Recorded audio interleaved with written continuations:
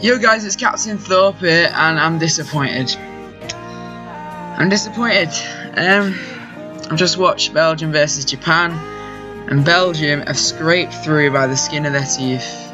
And it's a real shame. It's a real shame. Because Japan, they went 2-0 up early in the second half. Especially that wonder strike, that second goal wonder strike from, I think it was Inui. But how on earth bringing on Fellaini and Chadley could prove to be so crucial to Belgium scraping through? It's just unbelievable, to be honest. It's unbelievable. A 3-2 victory. The Fellaini scored a header. I mean, Vertonghen's, first of all, Vertonghen's was an absolute fluke. He tried to head it back across goal and it went in the top corner, which was just unbelievable. But that last goal, and it just was good as well. Like, it was a really fast break, and fair play to Japan for going for it, to try and win it at the end, not just parking the bus. And that wasn't in their blood, to be honest, parking the bus. They really went for it throughout, and you got to tip your hat to that. But they left themselves open to the counter attack. And if there's one thing that Belgium can do, it is attack with pace. And it was De Bruyne's pass that Lukaku left quite well. Chadley scored. I mean, it wasn't an outrageous goal. Obviously in Martin Kieran commentary saying what a wonderful goal it was. No, it was a sweaty. Like, let's be real, it was a sweaty goal. However, it was still skillful. It was still the winning goal of the World Cup knockout stage. At the end of the day, you can't argue with it. That being said, it's a real shame. It is a real shame. I really wanted Japan to do it, especially 2-0 up. I'm thinking they're gonna do it as well. But when Belgium got one back, it was only gonna end in tears for the Japanese. And the manner in which they did lose it was just unbelievable. It's a real shame, but obviously nothing I can do. I predicted it would be 3-1 to Belgium. I wrote off the Japanese. It was 3-2, so you could say I was close, but nah. I did not expect it to go like that. I thought Belgium would dominate, and they didn't. They didn't. I think they're going to get absolutely destroyed by Brazil. I mean, they play 5 strikers, for goodness sake, like in the same formation. Martinez just doesn't know what he's doing picking his starting 11.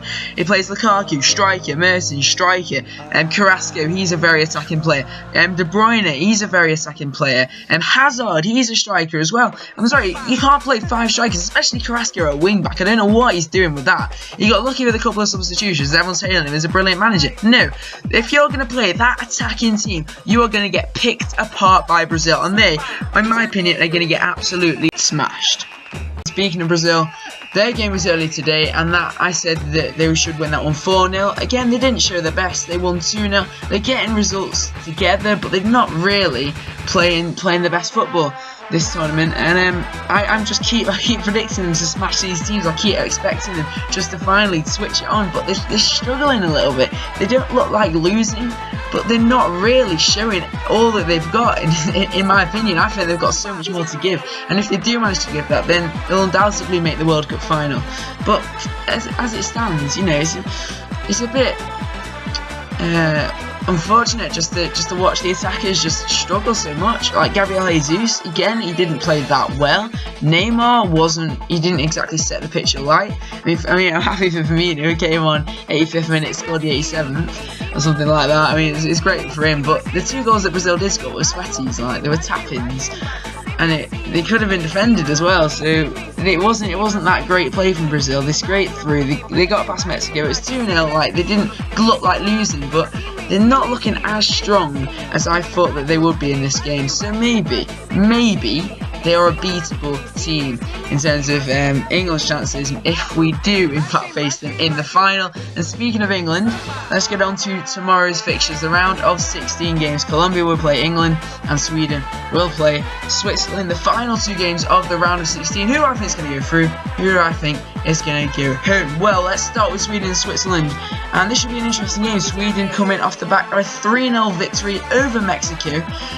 Mexico only lost 2-0 to Brazil, so maybe you could say they did even better than Brazil.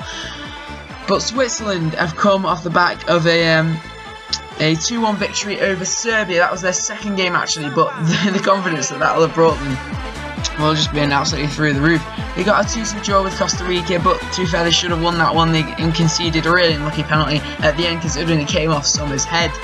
But Switzerland are a pretty decent team, but so is Sweden, you know. Sweden can't be underestimated. Since they've lost last time, we thought that would probably be the end of Sweden for quite a while, but no. You know, Sweden are still performing well.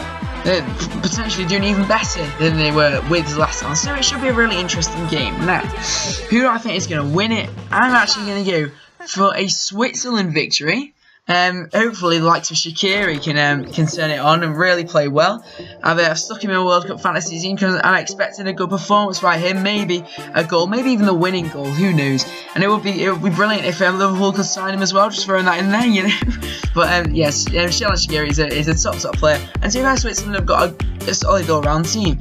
Sweden, they're solid, they're organised. Will they be able to beat Switzerland? Yes. Yes, they'll be able to beat Switzerland. But will they actually do it when it matters? I don't think so. I think that Switzerland will edge it. It should be an interesting game, but 2-1 Switzerland, I'm saying. The game that we're all waiting for, that we've been waiting for since the draw was announced, is Colombia versus England. Who do I think is going to win this absolutely mammoth fixture? Well, let's take Colombia. So going forwards, they've got Radamel Falcao, who's looking like he's playing pretty well at the moment. They've got James Rodriguez. However, he's injured. He's very unlikely to be starting the game or playing at all against England, which is a huge bonus for England. He played exceptionally well against Poland, but obviously was injured in the last game and he couldn't really perform to his absolute best in that final game against Senegal. And then he went off injured. So, you know, I don't think we're going to have to worry about him. The other attacking threats they've got is Juan Cuadrado, again a pretty good player, and Quintero, he's been very good this World Cup. I hadn't even heard of him for the World Cup, but he has actually played very well. So that's what they offer going forwards. The likes of like Carlos Sanchez in midfield, is that strong midfield as the likes of England? No. Defensively, I'm not saying they're weak defensively, but I'm saying that they can concede goals.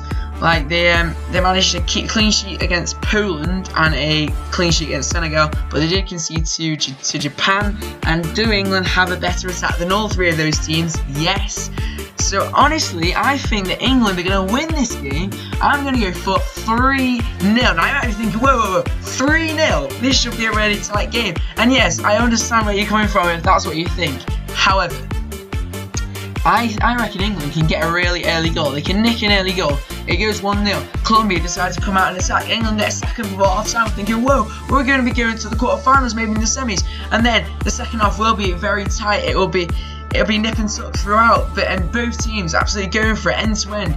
Colombia will be attacking, then England will be attacking. It should be a really watchable game, and England will get a late goal to make it 3-0, and it will look a flattering scoreline, to be honest. 3-0 probably won't be what we deserve out of the game. I think we will probably play well enough to deserve a solid, comfortable win, but 3-0 might be a little bit flattering. It all depends if we can get that early goal, but that's what I think is going to happen. And I tell you what, if it does, then I think we'll be hearing the Three Lions football's going home throughout the whole country as of tomorrow night. It's going to be brilliant if we manage to do it. However, if we don't, then you could argue that it's been a dreadful World Cup.